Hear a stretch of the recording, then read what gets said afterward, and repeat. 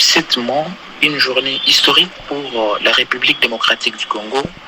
Cette journée marque certainement la passation entre des régimes, les régimes totalitaires ou autoritaires et les régimes démocratiques.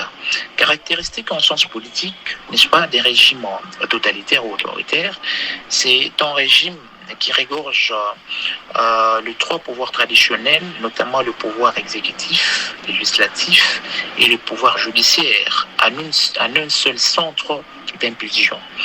Et pour marquer la petite histoire, certainement, c'est un régime qui a été plus sécurisé au temps des Zaïre, et les Zaïre étaient gouvernés par le maréchal Mobutu, mais arrivé en 1995, précisément avec la date, les 17 mai 1997, le président Mobutu perda le pouvoir face à l'ancien chef de l'État, Laurent Désiré Kabila, lui qui prenant le pouvoir par la conquête, mais instaura cette fois-là un régime démocratique.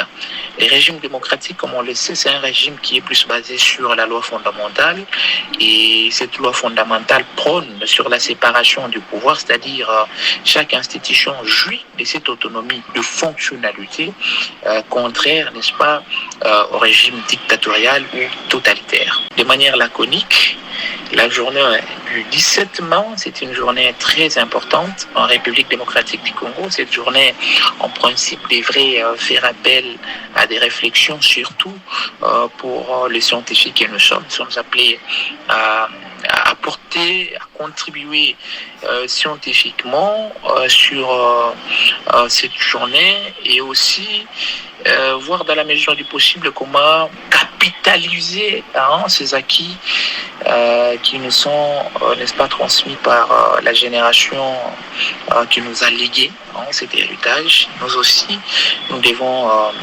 l'utiliser en bon escient, faire un bon usage pour que la génération également future puisse être bénéficiaire. C'est une journée qui est plus particulièrement léguée aux forces armées.